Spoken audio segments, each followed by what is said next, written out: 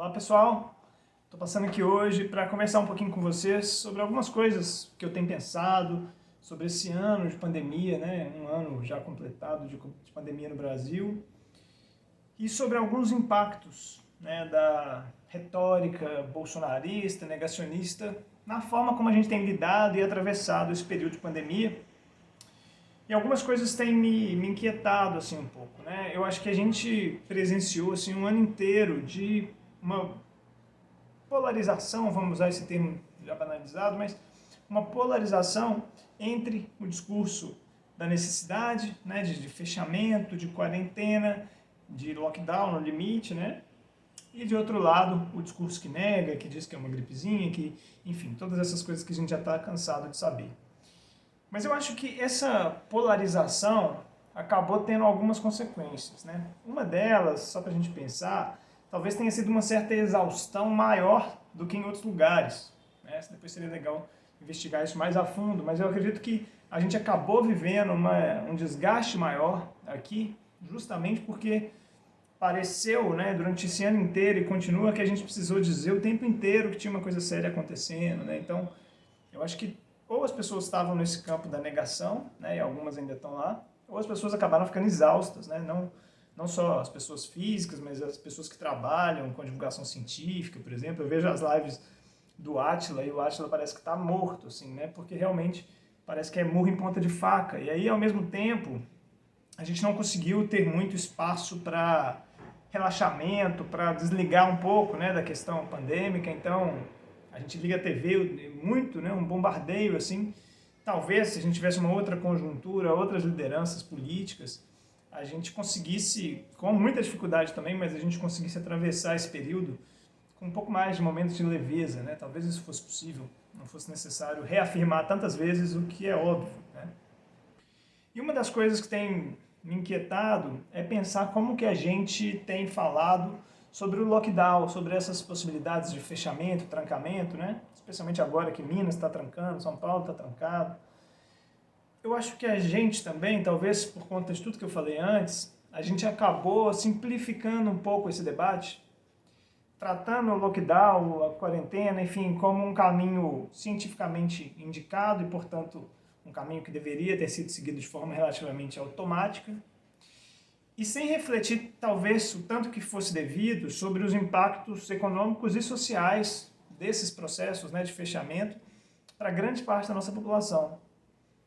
Então eu acho que talvez isso tenha sido um problema também, até para pensando nos campos mais progressistas, de esquerda, no meio desse processo, porque ao ter que dizer o óbvio, ao ter que enfrentar uma retórica negacionista, a gente acabou talvez não discutindo tanto os impactos, os problemas de um fechamento, né? Especialmente numa economia tão informal quanto a nossa, numa sociedade tão carente, né? Assim, tão pobre mesmo.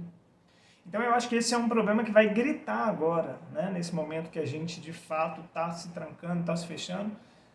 Esse problema vai crescer, né? Porque pessoas, faxineiras, pedreiros, pessoas que exercem vários tipos de função vão ficar sem ter como ter a sua receita, né? E o que eu tenho visto já para alguns grupos de direita nas redes sociais é uma tentativa de associar, então, esse problema à esquerda, né, e aos grupos que defendem a ciência. Então, é como se fosse um pedido de socorro aos líderes de direita. Tipo, olha, o lockdown, pobreza e tal, chama alguém de direita para criticar isso, né? E essa acho que é uma questão muito perigosa, né? A gente ter um deslocamento dessa ideia de que grupos que estão em situações mais precárias, os grupos que estão passando por essas dificuldades, que eles percebam que grupos de direita que são defensores dos seus direitos, né? Quando, na verdade, acho que a gente sabe bem que não é por aí.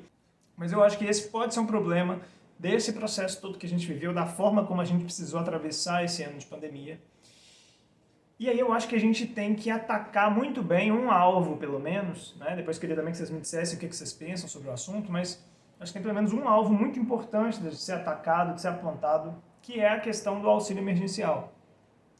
Eu digo isso porque a gente tem nessa polarização uma forte corrente, que é a corrente que está nos jornais, que está na maior parte dos veículos de comunicação, que embora defendam o lockdown, defendam essas ações que são indicações científicas, eles têm também uma preocupação do ponto de vista econômico com o ajuste fiscal, com suas pautas mais liberais e que acabam, na verdade, então, indo contra o auxílio emergencial, indo contra os gastos públicos, né, visto isso aí como um problema da nossa economia. Então, eu acho que do ponto de vista dos grupos mais progressistas, dos grupos de esquerda, a gente tem que tomar muito cuidado para a gente não reproduzir esse discurso que aparece com tanta força na esfera pública brasileira, porque ele é problemático, né? Ele aponta para o lockdown, ele aponta para essas medidas, mas também não aponta para aquela que seria a solução mais óbvia para resolver a crise econômica e social. Então, talvez o caminho possível, né, para a gente defender a ciência, né, defender essas medidas que são dramáticas, mas em alguma medida pelo menos são necessárias, seja também a gente apontar para o problema de um auxílio emergencial que no início demorou a chegar, veio apenas por estímulo e pressão muito forte da oposição no Congresso e agora ele acaba sendo reduzido pela metade e certamente vai ser ele, né, a grande questão que eu acho que nós temos que apontar como a solução que havia para conciliar esse problema entre uma crise econômico-social e uma crise sanitária. Quem tinha em mãos o poder para tomar uma decisão efetiva nesse sentido, para contornar essa dupla crise, não fez, né? E aí sim, nesse sentido, eu acho que a gente pode conseguir se diferenciar enquanto grupos que têm uma visão progressista de mundo, né, que está preocupado de um lado com a pandemia e de outro com essa crise econômica e social. Depois me contem aí o que vocês acham. Tempos difíceis, mas sigamos firmes por aí. Um abraço para vocês e bons estudos.